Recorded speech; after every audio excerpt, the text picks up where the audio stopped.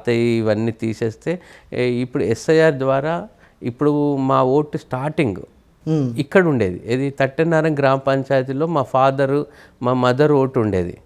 అప్పుడు దాన్ని తీసుకోలేదు, మేము మున్సిపాలిటీలోకి షిఫ్ట్ అయిపోయినామని నాగోల్ డివిజన్ ఫత్తలగూడ విలేజ్లో మా ఓటు అక్కడ ఎన్రోల్ అయింది. ఎన్రోల్ అయినప్పటి నుంచి ఇక్కడ ఓటు నడుస్తూనే ఉంది మా ఫాదర్ది.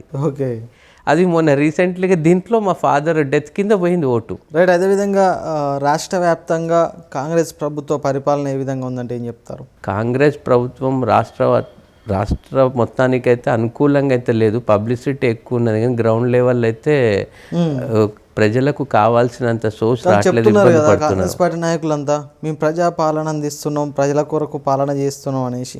మీకు కాంగ్రెస్ ప్రభుత్వం ఉచితాలకు ఇచ్చినంత ప్రోగ్రామ్స్ ఏవైతే ఉన్నాయో ప్రజలకు అవసరమైనది ఏదన్నా ఒకటి చేసింది ఉంటే నాకు చెప్పండి సార్. అంటే మీ దృష్టికి వచ్చినంత వరకు ఒక కొత్త రేషన్ కార్డులు ఇస్తారు, సన్న బియ్యం ఇస్తారు, అవన్నీ ముందు నుంచి వస్తున్నాయి కదా సార్. అవన్నీ స్కీమ్స్ ఇస్తున్నాయి. ప్రజలకు అవసరానికి పడ్డ కొత్త ప్రాజెక్ట్స్ ఏమైనా వచ్చినాయో చెప్పండి. ఇక్కడ ఎట్లుంది అని అంటే ఎగ్జాంపుల్ చెప్తాం. మా నాగోల్ డివిజన్ దగ్గరికి వచ్చింది కాంగ్రెస్ ప్రభుత్వం వచ్చి 2.5 సంవత్సరాలు అయింది. నాగోల్ టు ఉప్పల్ కనెక్టివిటీ బ్రిడ్జే కంప్లీట్ చేయలేదు. అట్లాంటి కంప్లీట్ చేయాలి. ఎక్కడ లోకల్ సమస్య.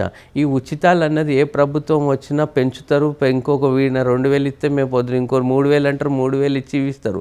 కానీ అక్కడ లోకల్ సమస్యల్లో డెవలప్మెంట్కి సంబంధించినది కనెక్టివిటీ బ్రిడ్జ్ ఉంది, అసలు ఇంతవరకు ఓపెన్ కాలేదు. రోడ్ అంతా వేసేసారు. ఇక్కడ నుంచి మూసీ వరకు హిందూ విల్లాస్ ముందు నుంచి మూసీ వరకు గోల్డెన్ విల్లాస్ వరకు రోడ్ కంప్లీట్ అయింది. అటు ఇటు బ్రిడ్జ్ చేసి రోడ్ కనెక్టివిటీ అవుతుంది. అట్లాంటి కనెక్టివిటీస్ అట్లాంటివి మీరు చూపెట్టండి. మా డివిజన్ వరకే నేను చెప్తున్నా. ఆ బ్రిడ్జ్ 2.5 ఏళ్ళు కంప్లీట్ అయిపోతుండే కదా, ఇప్పటి వరకు పబ్లిక్ యాక్సెస్ అవుతుండే కదా.